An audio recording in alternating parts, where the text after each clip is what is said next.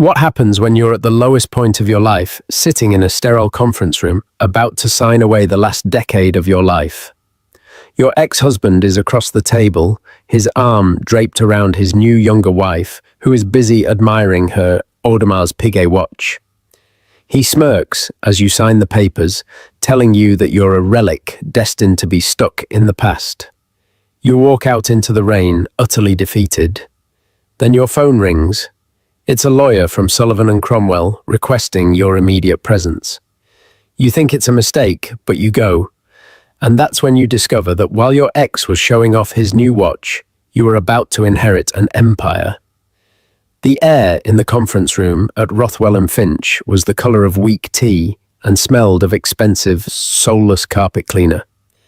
Amelia Hayes felt like a ghost haunting the scene of her own demise. For the past 6 months, her life had been a slow, agonizing bleed. Today was the cauterization. Across the vast, polished expanse of the mahogany table sat Ethan Davenport, the man who had once promised her forever, and had instead delivered a meticulously itemized spreadsheet of their shared assets, heavily weighted in his favor. He wasn't alone. Clinging to his arm was Chloe, his upgrade. Chloe was a symphony in beige. Her cashmere sweater, her tailored trousers, her impossibly high heels, all in slightly different shades of cream and tan. A palette that screamed effortless wealth.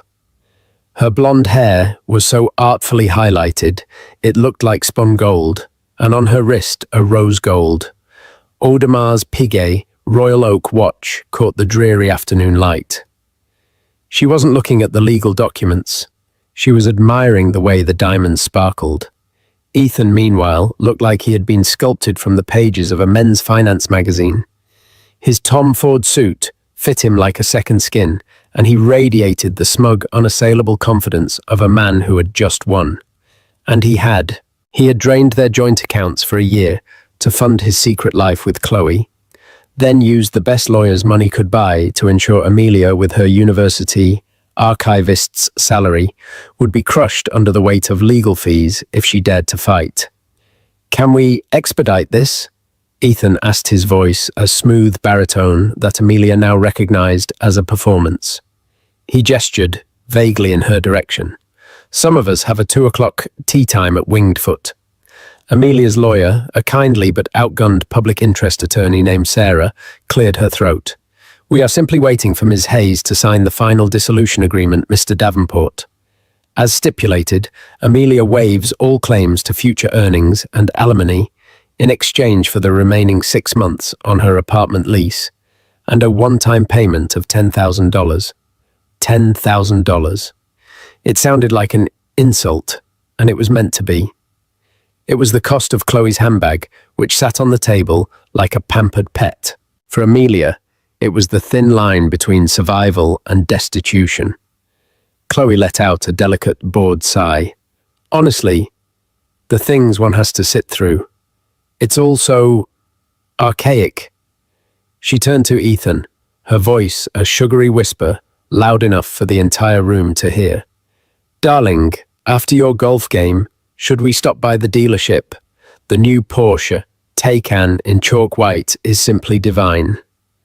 Amelia's hand resting on the document trembled slightly. They had test-driven a sensible Subaru the year before he left, and he'd told her they couldn't afford it.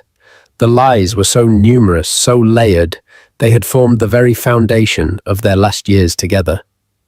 Ethan leaned forward, fixing Amelia with a look of profound theatrical pity. "Just sign it, Ames. It's for the best. You can go back to your books, your dusty old manuscripts.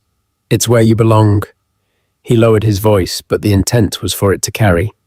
"Let's face it, you were always more comfortable in the past. You're an archivist. You preserve things that are dead. It's what you do. You were never built for the future for this world." The cruelty of it was breathtaking. He had taken the one thing she was passionate about, her love for history, for the stories and legacies left behind, and twisted it into a pathetic weakness. He was framing his betrayal not as his failure, but as her destiny. Chloe added the final, devastating flourish. She glanced at Amelia's simple navy blue dress, a dress she'd owned for 5 years, and then down at her own diamond watch. Some people are just vintage, I suppose, and not in a charming way. A hot, acidic rage clawed its way up Amelia's throat. She wanted to scream, to tell Chloe that her future was built on stolen money and a hollow man, to tell Ethan that he was a coward and a thief. But she knew it would only delight them.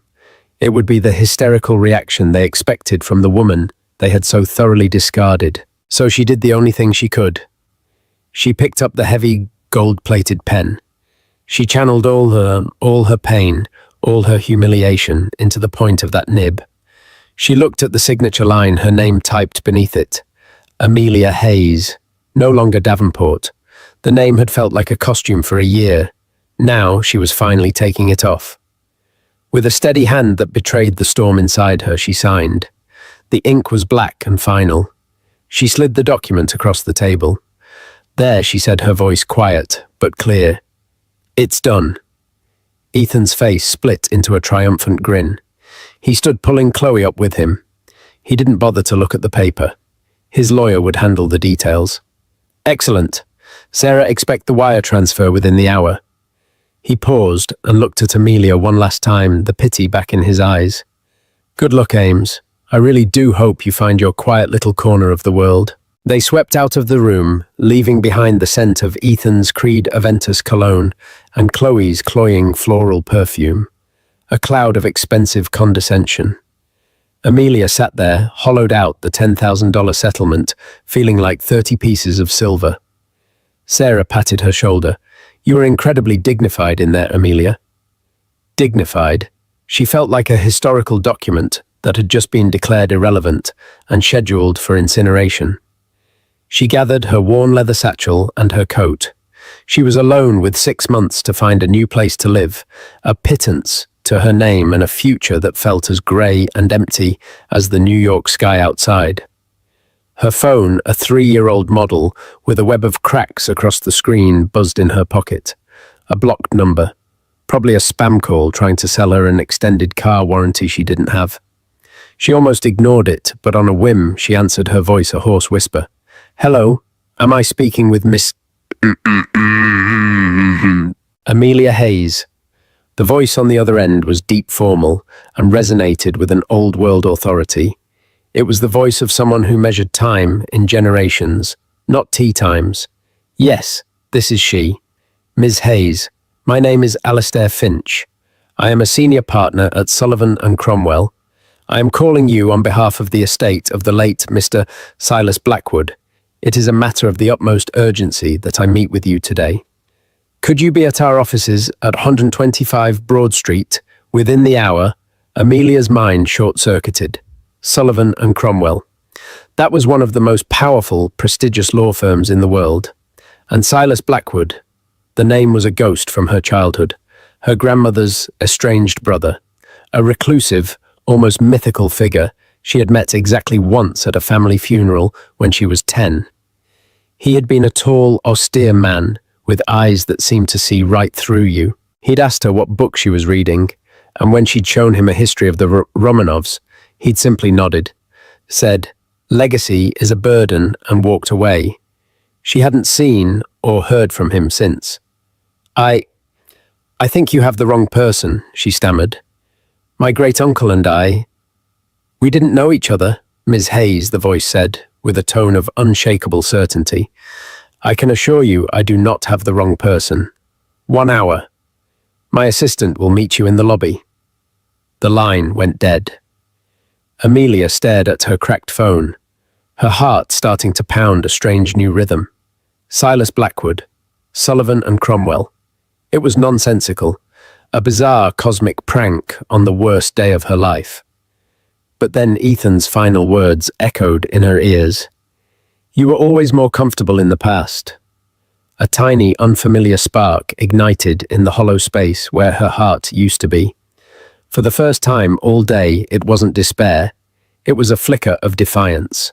The taxi ride from the sterile midtown office of Rothwell and Finch to the imposing heart of the financial district felt like a journey across a chasm. Each click of the meter was a reminder of her precarious financial state, the $10,000 settlement shrinking with every block. Amelia watched the city blur past a rain-streaked canvas of grey and neon. She was operating on a strange, detached autopilot, driven by a force she couldn't name.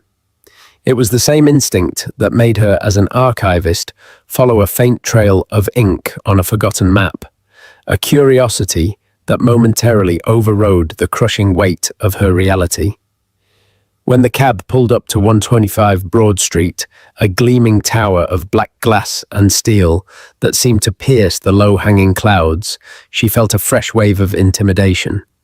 This was the world Ethan aspired to, a world of titans who didn't need to flaunt their watches because they owned the companies that made the steel. She paid the driver the fare, making her wince, and stepped onto the rain-slicked pavement. Before she could even process where she was going, a woman in a razor-sharp charcoal suit stepped out from under the building's awning. "Ms. Hayes." The woman asked her, smile polite but devoid of warmth. "I'm Clara, Mr. Finch's executive assistant. He's expecting you." Clara led her through a lobby of soaring marble and hushed, purposeful silence. The air here was different, cool, filtered, and smelling faintly of power.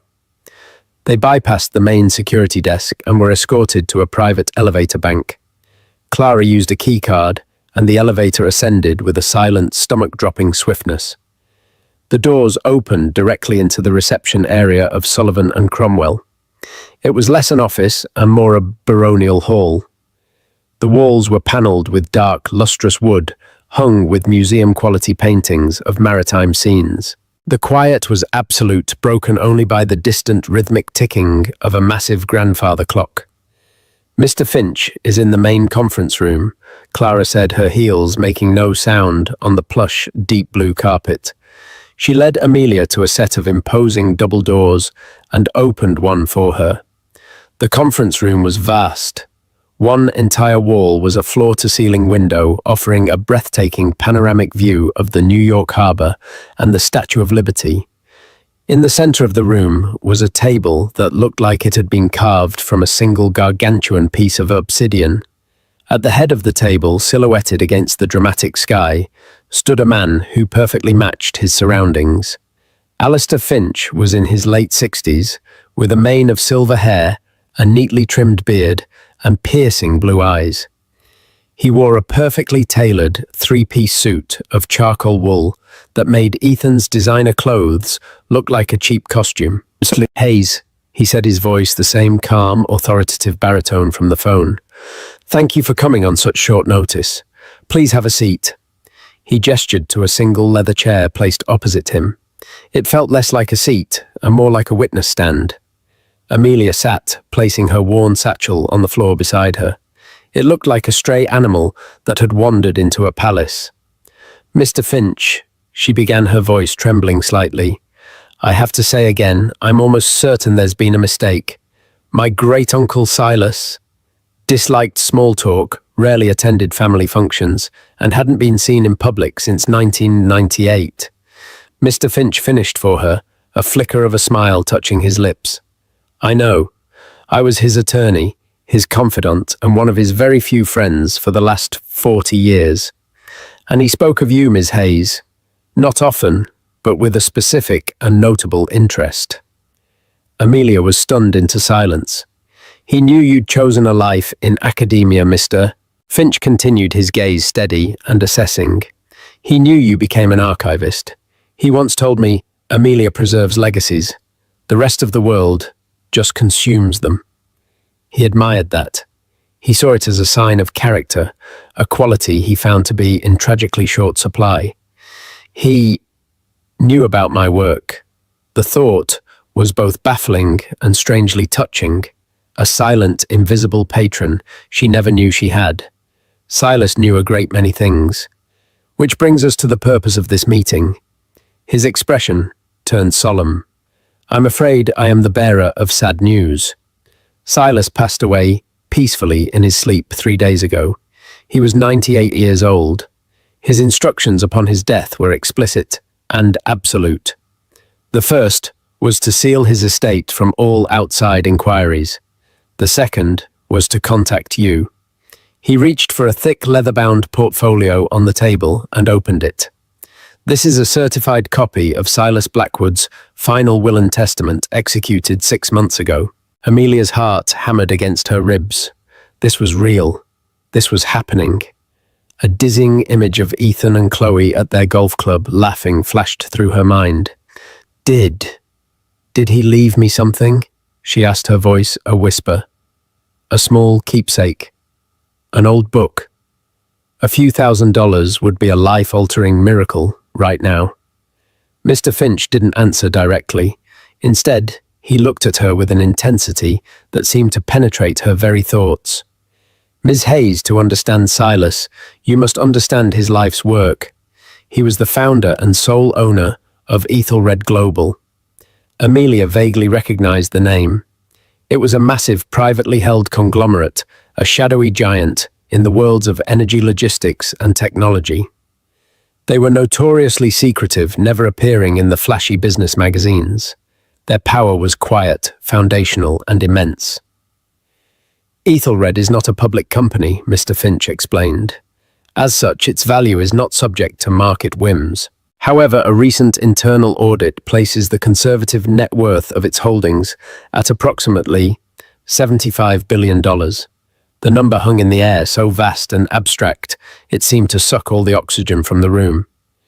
Amelia felt lightheaded. She gripped the arms of the chair to steady herself. Mr. Finch continued his tone, never wavering. Silas had no children. His other relatives are distant cousins to whom he has left modest but generous trusts. He believed that inherited wealth without purpose was a corrupting plague. He wanted his empire, his legacy, to be stewarded, not just spent. He wanted someone with a sense of history of duty, someone who understood that the past must be preserved to build a worthwhile future. He slid a single sheet of heavy cream-colored paper across the polished table. It was a handwritten letter. The script was spidery, but forceful. Amelia, it began. If you are reading this, my account is closed. Do not mourn me. 98 years is more than enough. I met you only once, but I never forgot the girl reading about fallen empires while the rest of the family gossiped. I have followed your career from a great distance. You chose a noble, quiet, and unprofitable profession. You chose legacy over currency. For that, you have earned my respect and now my burden. Amelia looked up from the letter, her eyes wide with disbelief. Burden read the rest, Mr. Finch urged gently. Ethelred Global is a powerful beast, and it is surrounded by jackals who would tear it apart for scraps. I am not giving you a treasure chest, my dear. I am giving you a throne and a kingdom full of courtiers and assassins. They will see you as weak, an anomaly. They will test you. Do not let them. Your skills as an archivist are more valuable than any MBA. You know how to find the truth buried in mountains of paper. You know how to spot a forgery. And you know the value of a story that has endured. This company is my story. Do not let them erase it. He had signed it simply, Silas. Tears pricked at Amelia's eyes. This man she barely knew had seen more in her, understood more about her than the man she had shared a life with. Mr. Finch let the weight of the letter settle before he delivered the final, earth-shattering statement. Ms. Hayes, Amelia, Silas Blackwood has named you the sole beneficiary of his entire estate. You are the new owner of Ethelred Global and all its assets, real and intellectual. You have inherited his fortune, his company, his legacy, his burden. The world tilted on its axis. The view of the harbour outside seemed to rush towards her and then recede. It was a dream, a hallucination brought on by grief and stress. No, she whispered, shaking her head. That's impossible. I have $10,000 to my name and 6 months before I'm homeless. I catalogue 19th century correspondence for a living, and that Mr. Finch said, his voice softening with the first hint of warmth, is precisely why he chose you. But there is a condition, a crucible, as he called it. Of course. There was always a catch. Silas knew the board of directors would try to devour you. He did not want you to simply liquidate the assets and retire. The will stipulates that for you to inherit the estate unconditionally, you must assume the role of chairwoman of the board of Ethelred Global, and you must hold that position successfully, fending off all challenges for 1 full calendar year. He leaned forward, his expression intense. If you are forced out by a vote of no confidence, or if you resign before the year is up, the entirety of the estate, every dollar, every patent, every building, will be dissolved and donated to the Global Heritage Fund. You will be left with nothing. Chairwoman, board of directors. It was a foreign language from a hostile planet. The sheer terror of it was paralyzing. But then an image seared itself into her mind. Ethan's condescending smirk, Chloe's dismissive glance at her watch, and his final cutting words. You're an archivist. You preserve things that are dead. A cold, unfamiliar fire began to burn in her veins. Silas hadn't seen her as an expert in things that were dead.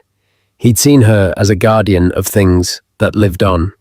She looked Alistair Finch directly in the eye, the tears in her own drying on her cheeks. Her voice, when she spoke, no longer held the tremor of a victim. It was the quiet, steady voice of an archivist who had just been handed the most important document of her life. When do I start? The hours that followed were a surreal fugue state. Alistair Finch, with the calm efficiency of a man accustomed to rearranging the tectonic plates of power, guided Amelia through the immediate vortex. He explained the corporate structure of Ethelred Global, a sprawling labyrinthine entity with interests in everything from deep-sea logistics and satellite technology to sustainable agriculture and rare earth mineral rights. It was a silent empire, its influence felt everywhere, but its name spoken rarely. The board will be your primary challenge, Finch stated, his tone grim. They are led by the current CEO, Marcus Thorne. He was Silas's protege for 30 years. He is brilliant, ruthless, and he fully expected to be named the successor. He will not see you as the new owner. He will see you as an administrative error to be corrected. Amelia listened, absorbing the names and the stakes, her archivist's mind automatically creating a mental catalogue of threats and allies. Marcus Thorne went into a file marked hostile. Mr. Finch explained that a press release was a legal necessity. The news of Silas Blackwood's death was a secret known only to a handful of people, but it couldn't remain so. The announcement of his death, combined with the bombshell of his chosen heir, would send shockwaves through the financial world. You will become a public figure overnight, Amelia, he warned. Your life will be scrutinized. They will try to dig up anything they can to discredit you. From this moment on, your privacy is a memory. He arranged for a car to take her back to her apartment in Queens, not a taxi, but a black armor-plated Mercedes Maybach that moved through the city traffic with the silent, inexorable force of a shark. The driver, a stoic man named David, held the door for her as if she were a head of state. The ride was silent. Amelia stared out at the city, but she didn't see the familiar landmarks. She saw a chessboard, its pieces vast and terrifying, and she had just been placed in the position of the queen, vulnerable and all-powerful at once. When she arrived at her modest pre-war apartment building, the familiar comfort of its worn lobby felt alien. Inside her apartment, the silence was deafening. The ghosts of her life with Ethan were everywhere. The indentation in the sofa cushion where he always sat, the empty space on the bookshelf that used to hold his finance textbooks. For 10 years, this place had been a home. For the last 6 months, it had been a prison of memories. Now it was a museum exhibit of a life that no longer existed. She sat on her sofa, the one with the slightly frayed armrest, and pulled out Silas's handwritten letter. She read it again, and then a third time. Your skills as an archivist are more valuable than any MBE. You know how to find the truth buried in mountains of paper. It wasn't just a validation. It was a mission statement. He had given her not only his fortune, but the very lens through which to wield it. Her cracked iPhone buzzed. It was a text message from Ethan. Hey, hope you're okay. Sorry if Chloe came off a little strong. She's just excited about our future. LMK, you got the wire transfer. Drink sometime. For old time's sake. The condescension was a physical force pressing down on her. The offer of drinks was a final pat on the head, a gesture of magnanimity from the victor to the vanquished. He wanted to ensure she would fade away quietly. She didn't reply. She held her finger down on his contact, and with a sense of profound finality, deleted it. The next morning, the earthquake struck.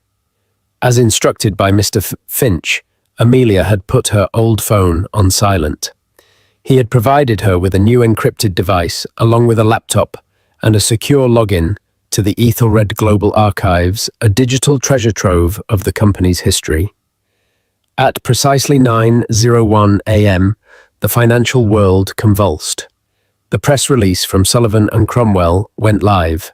Silas Blackwood, founder of Ethelred Global, dead at 90. Estate names University archivist Amelia Hayes as sole beneficiary and new chairwoman.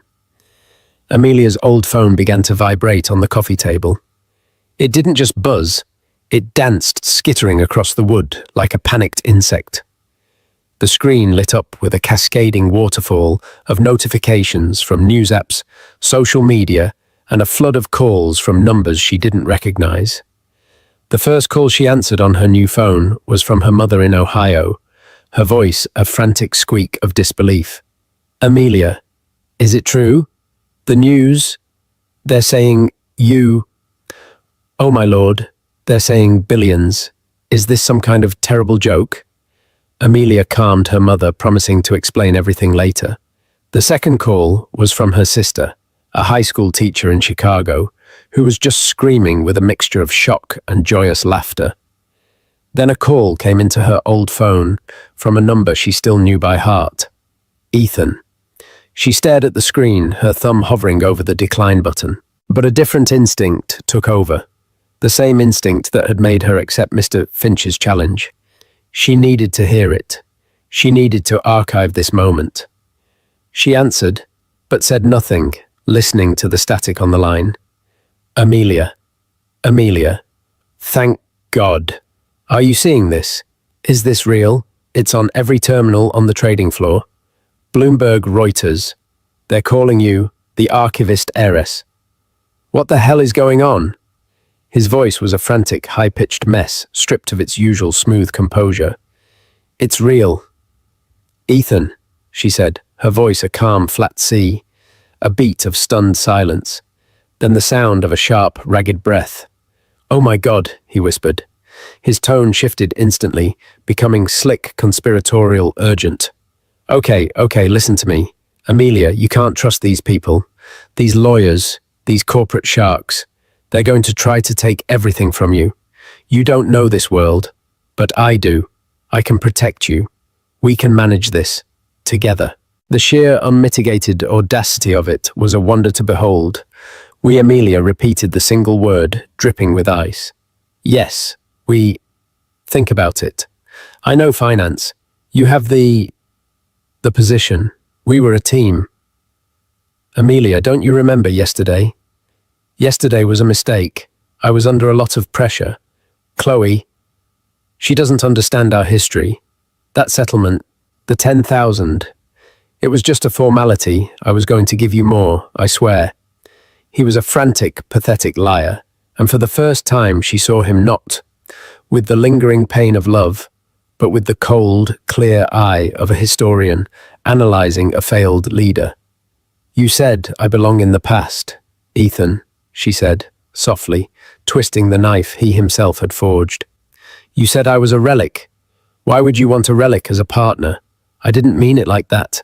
I was trying to motivate you. I always knew you had this potential in you, this hidden strength. He sputtered, his desperation palpable. She heard a shrill voice in the background, Chloe. Ethan. Who are you talking to? Is it her? What is going on? My mother just forwarded me an article from the Daily Mail. Just a second, honey. Ethan hissed his hand, failing to muffle the sound. Amelia, listen to me. We have to meet. Tonight. We can fix this. I can fix this. I'll... I'll get rid of Chloe. It was always you, Amelia. It was always you.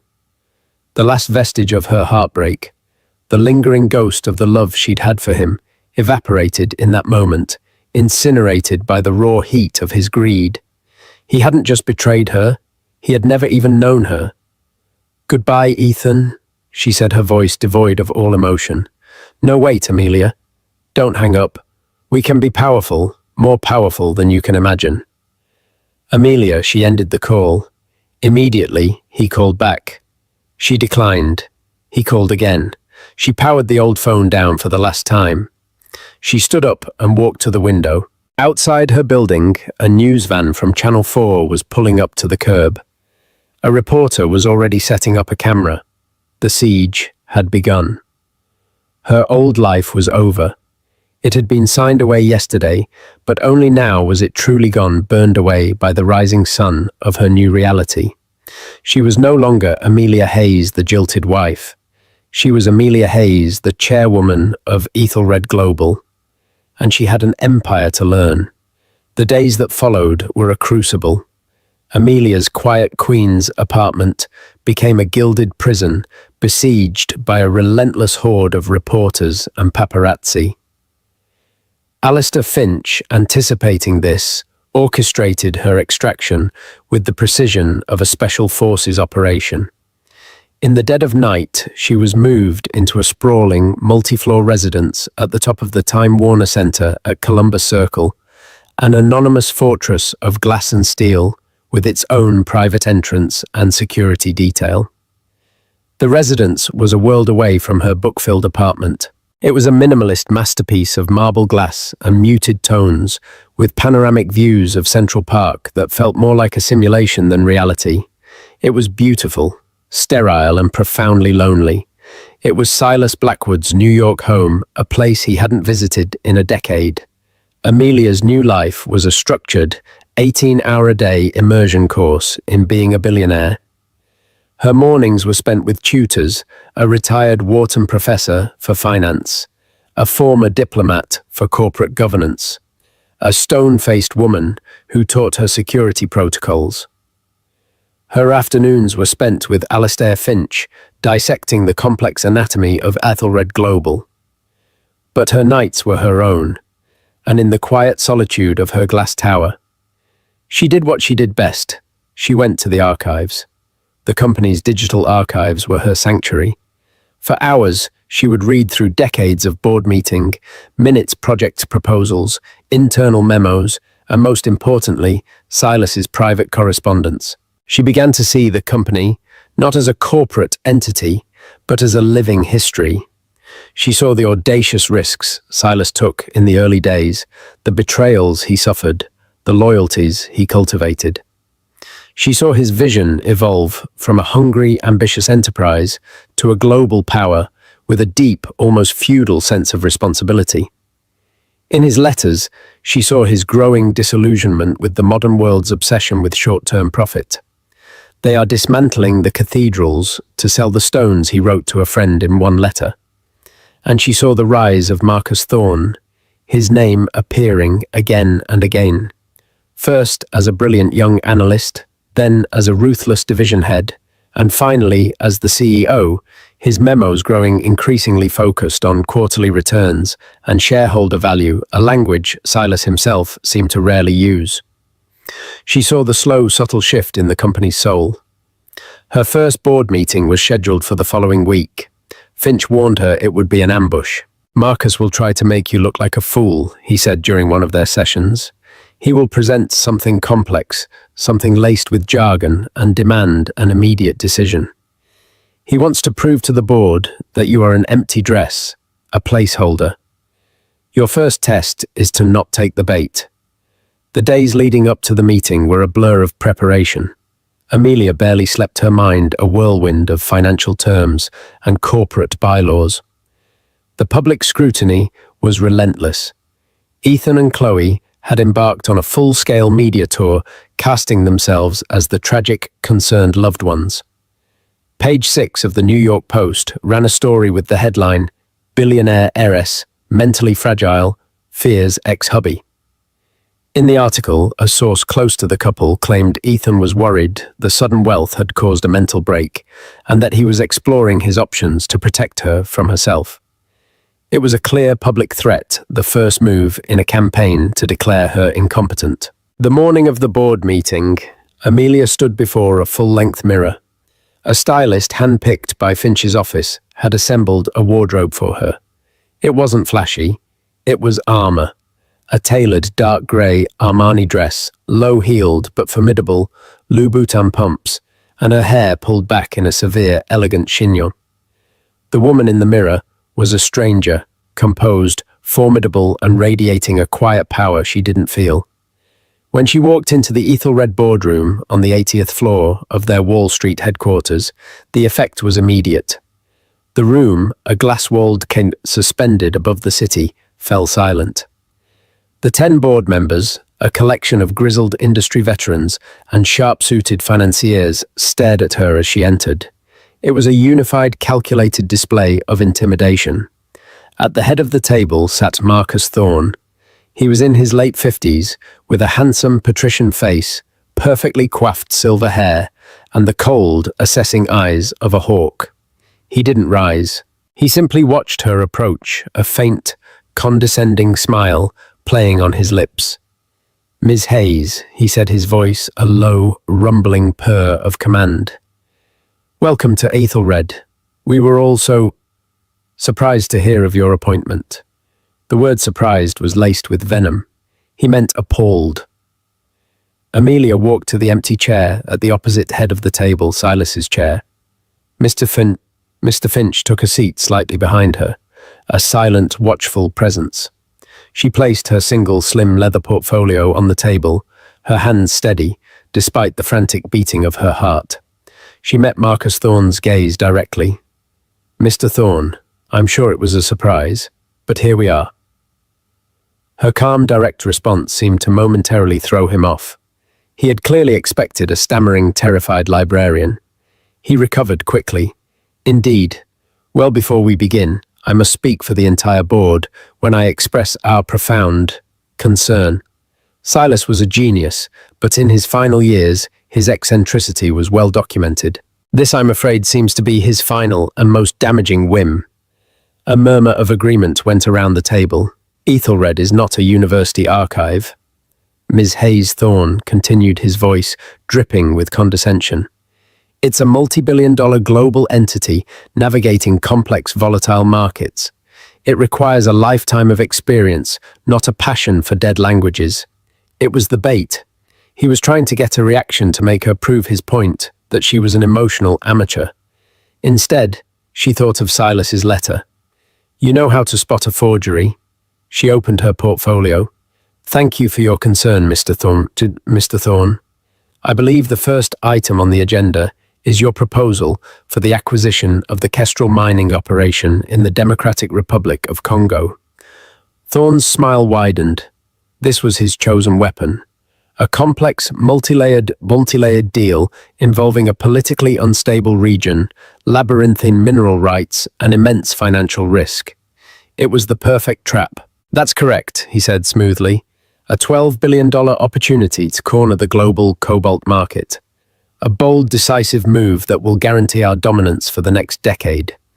He launched into a presentation filled with charts, projections, and impenetrable jargon. Amelia listened patiently. She didn't pretend to understand every financial nuance.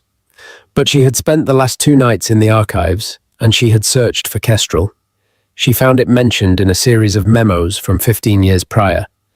And attached to those memos was a single scathing field report from a young geologist, a report that Thorne had clearly never read. When he finished his presentation, he looked at her expectantly. "So, Madam Chairwoman, do we have your approval to proceed?" All eyes were on her. This was the moment, her abdication or her coronation. "I have a question, Mr. Thorne." Amelia said, her voice quiet but carrying in the silent room. "About the geological stability of the Eastern Concession. The initial survey from 2010 noted significant seismic volatility and a high water table, making deep-bore mining prohibitively dangerous and expensive. Has something changed? Thorne's confident expression faltered. He blinked, clearly blindsided. That was a preliminary survey. Our new data shows. I'm also curious about the political situation. Amelia continued, pressing her advantage. I read that the current Minister of Mines, Jean-Pierre Mbata, is the nephew of the general who led the 2015 coup in that province. A coup, I might add, that resulted in the nationalization of all foreign assets for 2 years. Is it wise to invest $12 billion in a country where our ownership is dependent on the whims of a single notoriously corrupt family? A wave of unease rippled around the table. These were risks the board members understood. Thorne had glossed over them, presenting the deal as a sure thing. Amelia delivered the final killing blow. But my biggest concern is this. She looked around the table. Silas Blackwood looked at this exact same deal 15 years ago. I found his notes on it in the archives last night. She paused for effect. He rejected it. His final comment on the proposal was a single sentence. Only a fool or a thief would build a palace on a fault line. The room was utterly silent. She had not used Thorne's language of profit and loss. She had used the language of the company's own history, the words of its founder as a weapon. She had shown them that she was not just the new chairwoman. She was the keeper of the company's memory, its conscience. Marcus Thorne's face was a mask of cold fury. He had been publicly humiliatingly outmaneuvered. Amelia looked at him, her expression unreadable. The Kestrel acquisition is denied. Now what is the next item on the agenda? She hadn't just survived, she had drawn first blood. The aftermath of the first board meeting was a quiet declaration of war.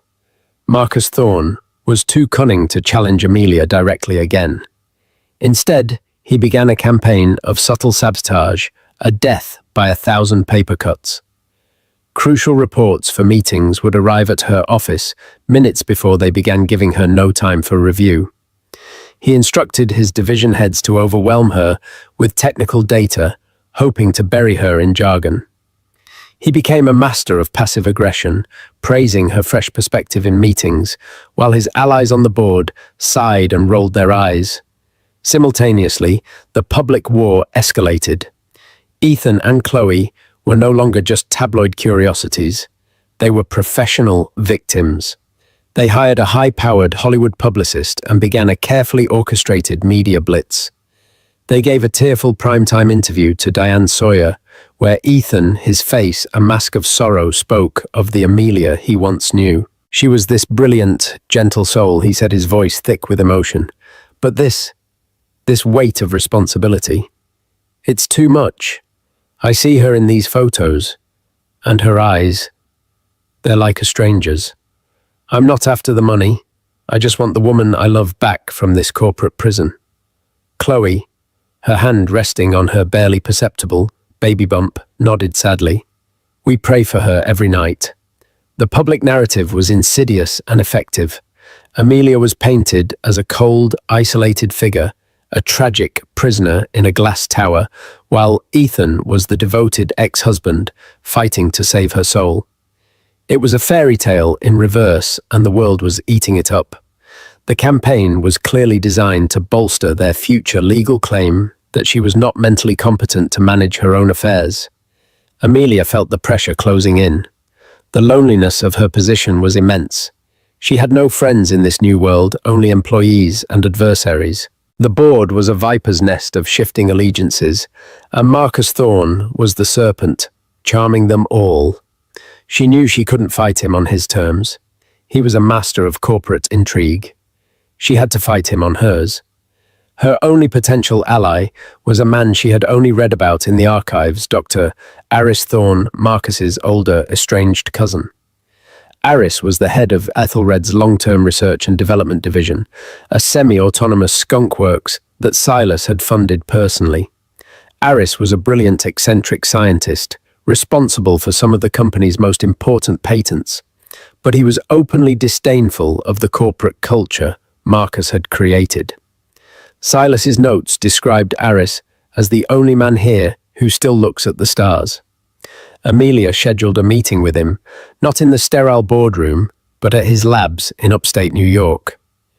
The facility was a stark contrast to the Wall Street headquarters. It was a chaotic, sprawling campus of greenhouses, workshops, and labs, humming with quiet, focused energy. Dr. Aris Thorne was a man in his 60s, with a wild mane of grey hair, a rumpled lab coat, and eyes that sparkled with fierce intelligence. He greeted her not with a handshake, but by showing her a prototype for a new water purification system powered by solar energy. "Marcus thinks this is a waste of money," Aris said, his voice a gravelly boom. "There's no quarterly profit in giving clean water to poor villages. He'd rather we invent a new flavor of soda."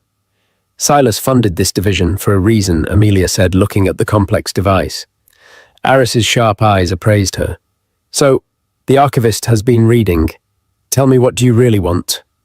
"Ms. Hayes, you've survived your first encounter with my cousin. Impressive, but he's a patient predator. He's circling you right now, waiting for you to bleed." "I want to win," Amelia said simply. "I want to honor Silas's legacy, not the version of it Marcus has created.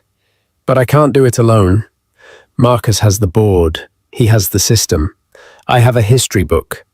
"History is a weapon," my dear Aris said, with a wry smile, "if you know where to look.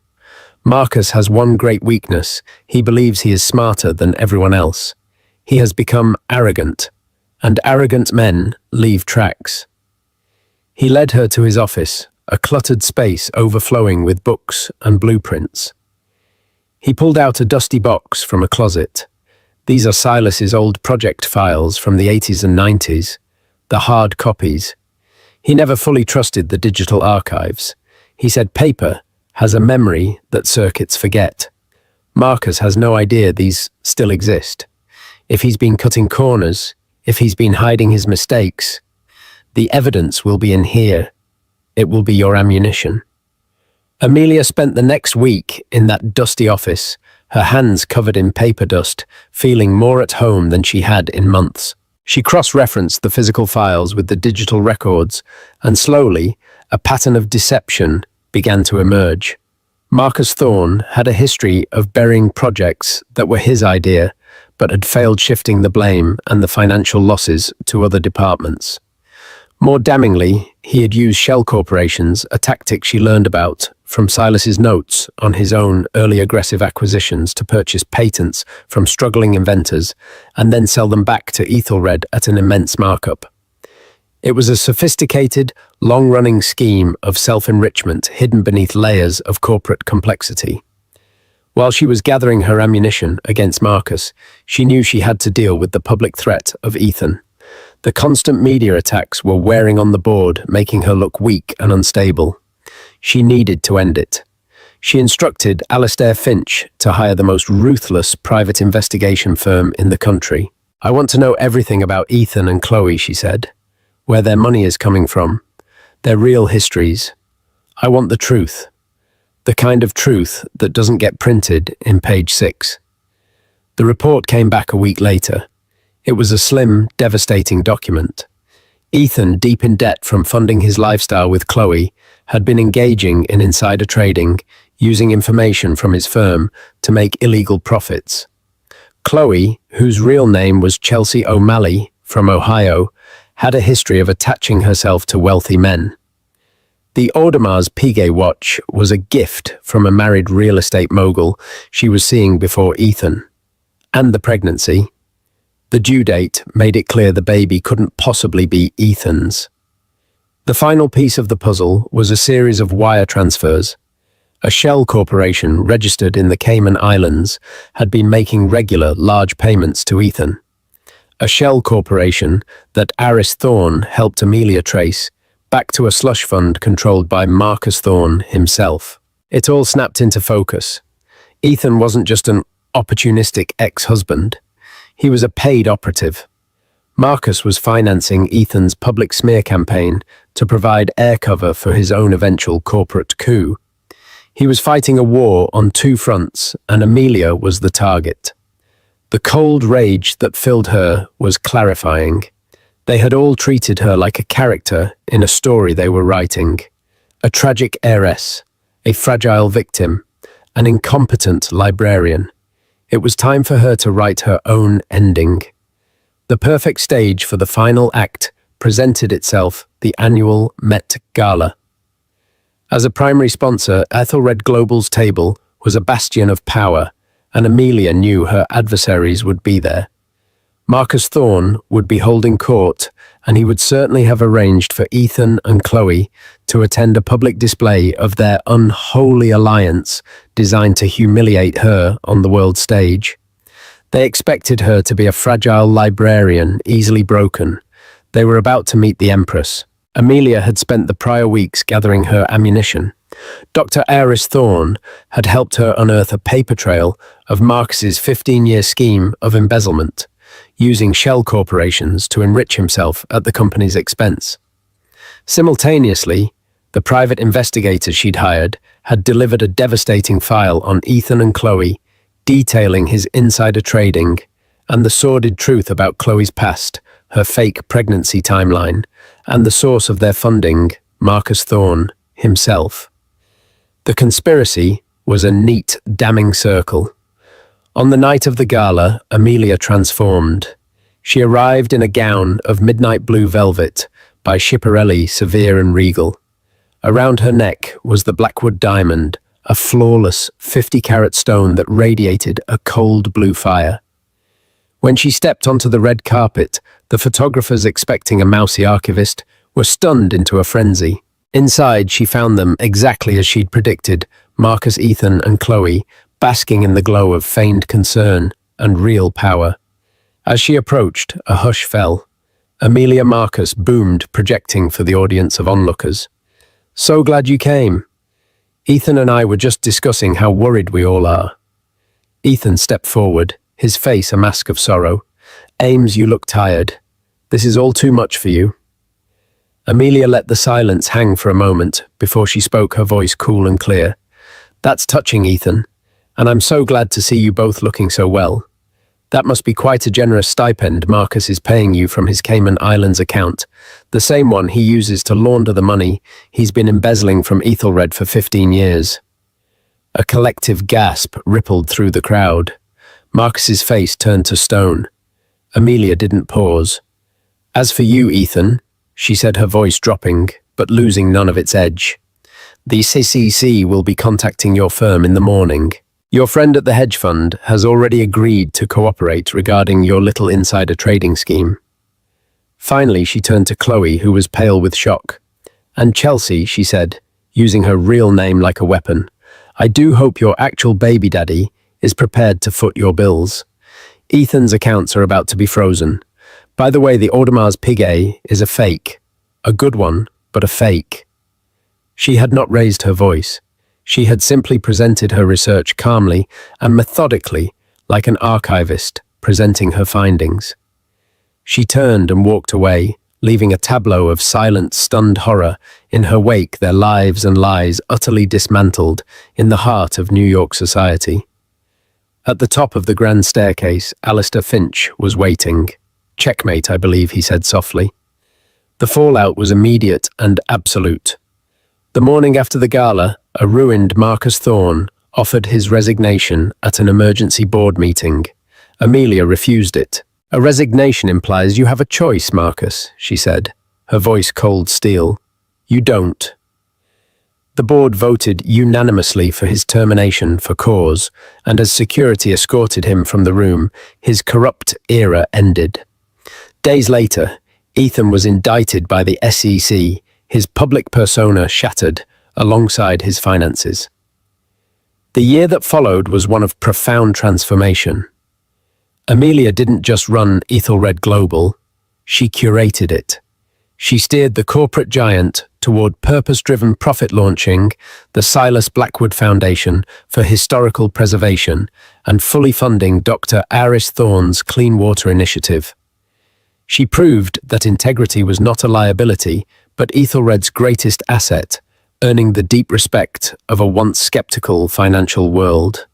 A year and a day after her life was upended, she stood in the newly dedicated Silas Blackwood reading room at the New York Public Library.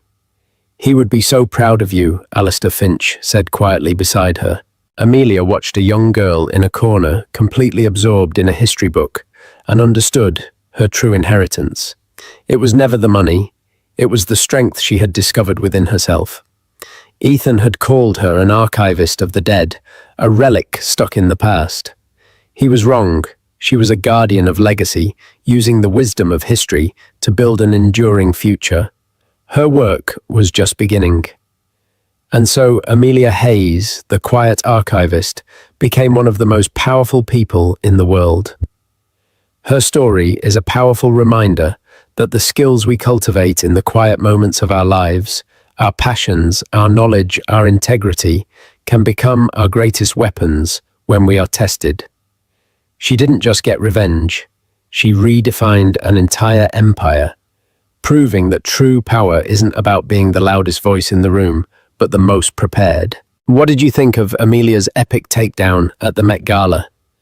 Was it the perfect revenge? And what do you think is the most important part of a person's legacy?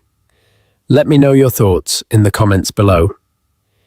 If you were inspired by Amelia's incredible journey from heartbreak to head of the board, please show your support by hitting that like button. It helps our channel bring more stories like this to you. And if you don't want to miss the next dramatic tale of vindication and triumph, be sure to smash that subscribe button and ring the notification bell. Share this story with anyone who has ever been underestimated. Thank you for listening.